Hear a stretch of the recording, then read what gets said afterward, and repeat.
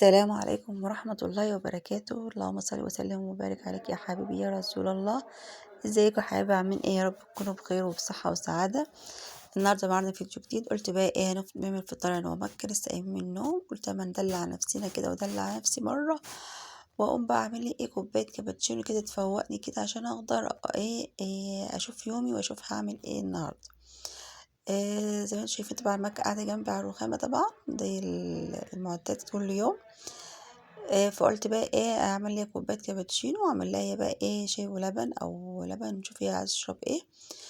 وعملت بقى، كان عندي وانتم شايفين عيش فينو مدور من ده، فقلت اما اعمل لها ايه سندوتش نوتيلا، وانا اعمل لي ايه سندوتش آه، كان عندي قشطه وعندي جبنه رومي. قلت اما اعمل سندوتش كده، يعني أنا واحد يعني ايه قايم من النوم لسه مش نفسي، يعني أنا اصلا يعني يعني العادي بتاعي انا مش بفطر قوي يعني. يعني مش من النوع اللي انا ايه لازم افطر بقى واعمل فطار وحاجات وكده. لا يعني ايه بفطر باي حاجه، يعني سندوتش كده او نص سندوتش، باي حاجه مع كوبايه شاي او شاي ولبن وخلاص يعني. ما بدققش يعني في الفطار قوي، مش من النوع اللي انا ايه لازم افطر فطار يعني. المهم، طبعا مكة كانت قاعدة جنبي وقاعدة تاكل في النوتيلا، عايزة تاكل من النوتيلا بالمعلقة زي ما انتم شايفين. وانا خدت منها المعلقة لان طبعا ما ينفعش ليها تقعد يعني ايه تاكل منها كده على طول يعني. فعملت لها بقى سندوتشات زي ما انتم شايفين كده بالعيش. وقلت بقى ايه، عم بس الكاتل يخلص وايه واعمل بقى ايه، احط بقى المية على الكابتشينو. طبعا عايزة تاكل بالمعلقة، وانا بقول لها ما ينفعش يا مكة، لازم ايه تحط كده في السندوتش وتاكلي، وهي مش مقتنعة بالكلام ده طبعا. طبعا كل ولادنا كلهم بيعشقوا حاجة اسمها نوتيلا اصلا يعني. زي ما انتم شايفين، فقلت بقى ايه ما اعمل لها كده سندوتش وانا اعمل لي سندوتش انا كمان ونفطر كده ايه مع بعض. زي ما انتم شايفين اهو، خلاص بقى كنت عملت سندوتش على قدها، طبعا أنا مش باكل نوتيلا يعني، انا بعمل لها هي بس. وخلاص بقى كنت بعمل ليها بقى دلوقتي سندوتش اللي هو بقشطة وقلت جبنة رومي. بعشق قوي يا جماعة السندوتش ده، قشطة وجبنة رومي. المهم طبعا بس هي كانت في التلاجة فماسكة شوية. طبعا ما بتبقى برا او طلعها مثلا، المفروض انا اطلعها واسيبها ايه تسيح شوية عشان اعرف ان انا اعمل بقى السندوتش. بس طبعا كنت يعني ايه ما كانش في وقت يعني. فاحط بقى قطعة رومي بقى وايه، والحمد لله يا رب يدوم عليها نعمة وفطار كده خفيف وخلاص. وايه عشان بقى نشوف بقى نعمل ايه في يومنا كده واشوف بقى هروح اطبخ لهم ايه واشوف هعمل ايه في البيت والكلام ده، حال كل الامهات يعني طبعا. زي ما انتم شايفين بقى خلاص حضرت السندوتشات اهوت، وخلاص بقى يبقى وهنعمل بس افرغ المية وخلاص. صلي كده على النبي يا جماعة، اللهم صل وسلم وبارك عليك يا حبيبي يا رسول الله. آم، انتوا بقى ازيكم عاملين ايه؟ وحشتوني قوي كتير. انا طبعا يعني ايه بقالي فترة ما عملتش معاكم روتينات خالص. ان شاء الله باذن الله الفيديو اللي جاي هعمل لكم روتين حلو ان شاء الله. انا زي ما عملتش فعلا روتينات، كان كله يعني طبخ. نغير بقى شوية. النهاردة طبعا هعمل لهم ايه مكرونة وبانيه، مكرونة قصدي و... كبدة فراخ. تغيير بقى غير بقى من البانيه والحاجات التانية دي، قلت ما اعمل لهم بقى حاجة تانية مختلفة. عملت بقى المكة شاي ولبن، وانا عملت ليا ايه كوباية كابتشينو عشان تفوقني. طبعا لازم اول ما اقوم من النوم لازم اشرب اي حاجة، لا شاي لا كابتشينو، اي حاجة عشان تفوقني، او قهوة مثلا، قهوة بلبن برضو يعني. او ممكن لو ما فيش بعمل، لازم اعمل شاي، لازم اشرب شاي. يعني مش من حبة يعني، لا يعني مش بحب الشاي واللبن اصلا يعني، مش بحبه اكتر، يعني بحب الشاي اكتر، فتلاقيني على طول بشرب شاي. المهم يا جماعة، هنبدأ بقى. كنا فطرنا بقى وخلصنا فطار، وشفت بقى عملت ايه روقت في البيت وكده، ودخلت بقى على المطبخ. هعمل لهم بقى الكبدة دي. الكبدة يا جماعة انا غليتها وكبيت ميتها، بس يعني اديت لها غلوة كده، وقمت ايه يعني كبيت ميتها وشطفتها كمان، لان كانت معايا عندي في الفريزر، فلازم انا اغليها واكب ميتها. وده معايا البصل، كنت هعمل مكرونة، وده التوم طبعا المكرونة والكبدة، ومعايا البصل بقى والشطة والحاجات اللي انا هشتغل بيها ايه للطبخ كله. اول حاجة يا جماعة هبدأ اول بالمكرونة. جبت بقى شوية زيت، وعلى شوية زيت على شوية على معلقة سمنة، وانزل بقى بالايه بالبصل اللي احنا عاملينه في الكب. بس استنى بس لما الزيت يسخن شوية، واقوم نازلة بالبصل. ما تنزلش بالبصل والزيت بارد، لا، عشان ما ينزلش المية يعني ايه، حاولي الزيت يكون سخن، وتقومي نازلة بالبصل على طول. زي ما انتم شايفين يا جماعة، انا قلت ايه، هو فيديو يعني خفيف كده سريع، قلت اما اعمله ايه ما اشارككم معايا. ما عملتش قبل كده، انا عملت قبل كده مكرونه قبل كده، بس ما عملتش كبده الفراخ قبل كده معاكم، فقلت اما اصورها وتشوفوا طريقتي فيها يعني. انا بعملها يعني كل مره بطريقه مختلفه، بس انا عملتها المره دي بالطريقه ديتي. آم، طبعا لو الكبده مثلا عندك طازه او حاجه، ممكن تعمليها بطريقه تانية غير اللي انا بعملها. يعني ساعات كنت بقوم مقطعاها ومتبلاها مثلا كام ساعة في التلاجة، أو ممكن من بالليل مثلا. بتتبليها بقى ببصل والبهارات بقى، ملح وفلفل وكمون وشطة وبهارات لحمة وسبع بهارات. البهارات بتاعتك اللي انت بتحبيها كلها بتحطيها وتتبليها وتسيبيها في التلاجة شوية. دي لما تكون معاك كبدة طازة مثلا، أو يعني ايه، ما بغلاش بقى واجيب ميتها، بس عشان دي بقى عندي في الفريزر بقالها يعني شوية، فقلت ايه، لا، انا هغليها واجيب ميتها، وبعدين ايه هعملها بالطريقه اللي انتوا هتشوفوها معايا دي. الطريقه دي حلوه، والطريقه دي حلوه برضو. ممكن يعني ابقى اعمل لكم برضو الطريقه التانية برضو اللي انا بقوم، بس ابقى اعمل لكم يعني ايه مره تانية اما اجي اعملها لكم، ابقى اصورها لكم ان شاء الله. كنت انا زي ما انتوا شايفين شوحت البصله شويه، ونزلت بالفلفل الرومي هو فلفل رومي حار، يعني زي ما انت عايزه بقى، عايزاه حار عايزاه عادي براحتك. بس انا حاطه يعني مش حاطه القرن كله، انا حاطه نصه عشان ما تبقاش المكرونه حاره قوي. زي ما انتم شايفين، وتنزلي بقى ايه اما البصله تبدا تصفر شويه، نقوم نازلين ايه بالثوم المفروم. الثوم يا جماعه مع البصله كده والفلفل بيدي طعم جميل قوي للمكرونه، صلصه المكرونه عامه يعني. زي ما انت شايفه بقى، اقوم نازله بالثوم، واقوم نازله بعد كده بالصلصه.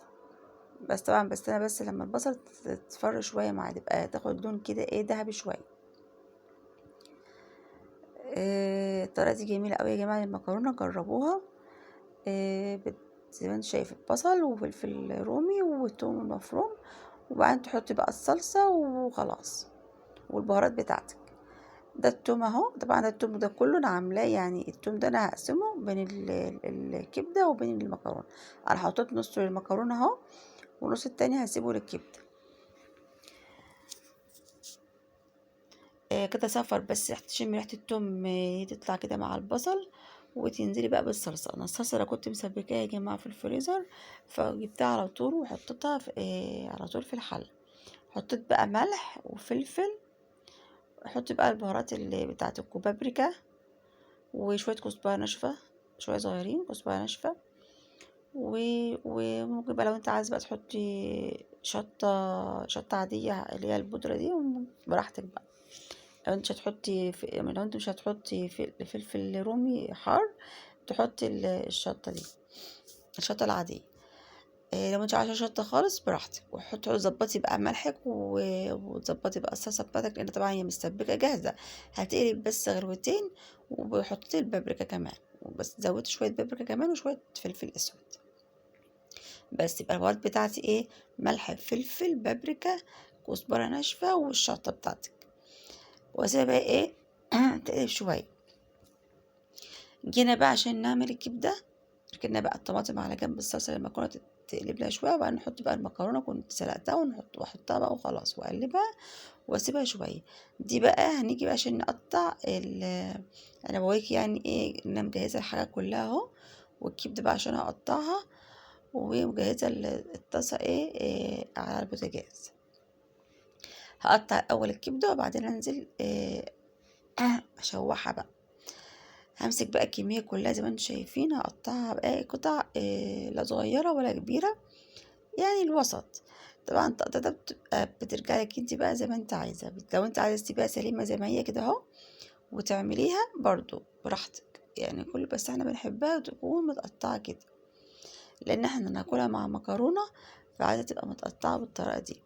طبعا انت ممكن تعمليها قطع كبيرة وتاكليها بقى بعيش برضو، بتبقى بالعيش برضو بتبقى حلوة، وممكن برضو متقطعة برضو تاكليها بالعيش برضو ما بتبقى حلوة برضو.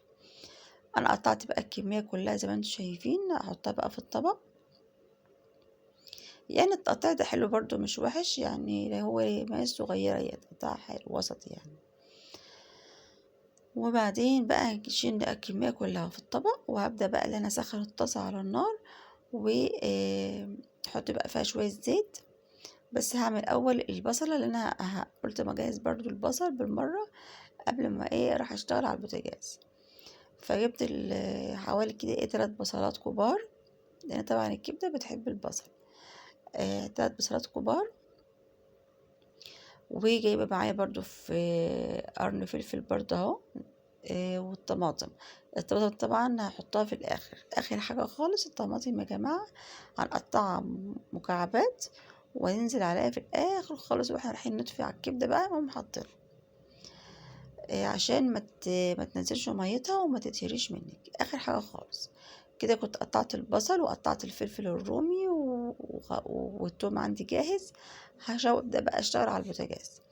جبت الطاسة احط فيها شوية زيت، شوية زيت يعني حلوين، وبعدين انزل بالكبدة الاول اشوحها في الزيت، وبعدين انزل بالثوم المفروم يديله ريحة كده حلوة مع الكبدة والبصل. بس استني بس شوية لما الزيت يسخن كويس جدا يا جماعة، اهم حاجة الزيت يسخن معاكي علشان الكبدة ما تنزلش ميتها والكلام ده، احنا مش عايزين كده، احنا عايزين تاخد صدمة ومعاش تنزل بقى مية خلاص. قلبتها زي ما انتم شايفين اهوت. هنزل بقى بالثوم المفروم، وزودت لها بس شوية زيت كمان، كنت حاطة عليها شوية زيت، زودت لها شوية زيت، وبعدين انزل بالثوم. بس وانت بتيجي تحطي الثوم بقى توسعني، يعني توسعي مكان كده للثوم عشان يبقى الثوم وصل للزيت، يعني يعرف اللي هو يطلع يتحمر معاك ويطلع الريحة بتاعته. وهتحطي برضو الفلفل اللي انت مقطعاه، لو عايزة تحطي فلفلة خضرا، يعني فلفل اخضر عادي، فلفل اخضر الرومي عادي. ممكن كمان تحطي فلفل الوان، بصوا بقى تبقى احلى كمان، بس انا ما كانش موجود عندي فلفل الوان. لو عندك فلفل الوان بقى حطيه وظبطي بقى تبقى بصي جميلة.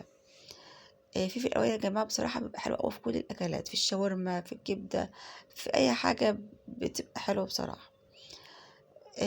وحطيت بقى البصل، بس ما كانتش ريحه التوم تطلع معاك، وتاخد كده تصفيره كده مع ال مع الكبده، وتنزلي بالبصل والبهارات بتاعتك بقى اللي هي ملح وفلفل وبابريكا وبهارات لحمه و7 بهارات.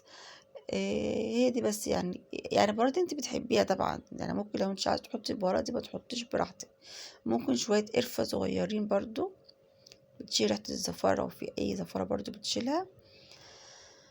بس طبعا احنا الكبده طبعا احنا منضفينها ومنقعاها اصلا من قبل ما اشتغل فيها بخل وليمون، ومظبطاها يعني اخر تظبيط، ورجعت طبعا تبقى بتغليها وتجيب ميتها برضو كمان بتبقى معادش يبقى فيها ريحه زفاره.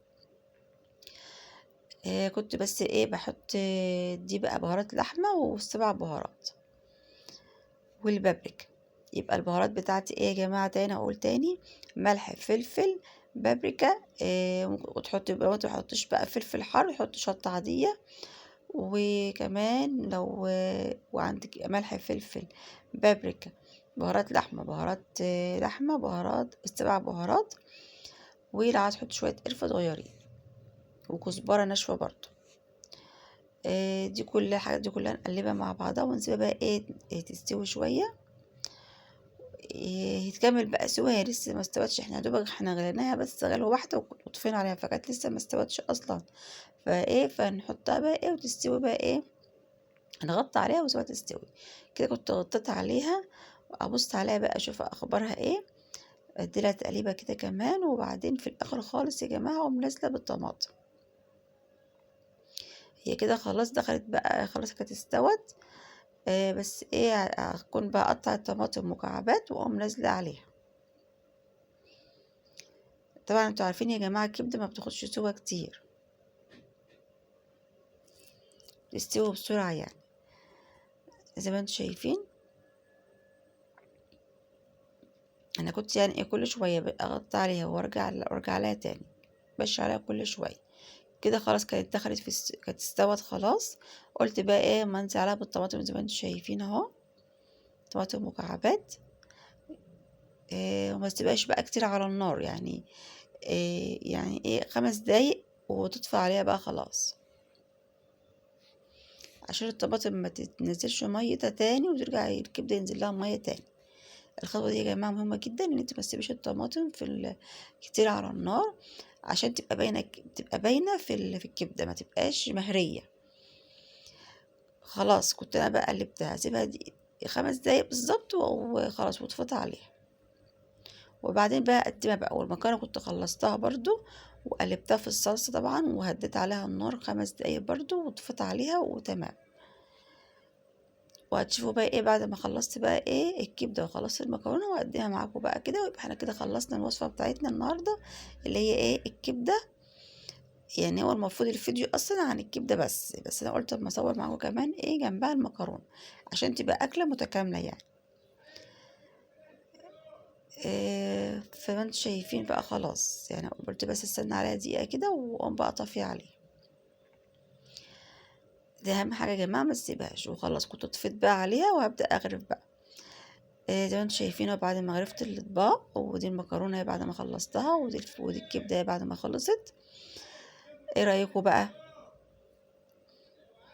كنت انا عامله بقى المكرونه، كنت عامله مكرونه مشكله سباكيتي على مكرونه عاديه اللي هي المدوره العاديه، واللي هي الاقلام. قلت كانت موجوده عندي في البيت يعني، فعملتها وخلاص شكلت لهم كده. يا رب الفيديو يعجبكم، والسلام عليكم ورحمه الله وبركاته.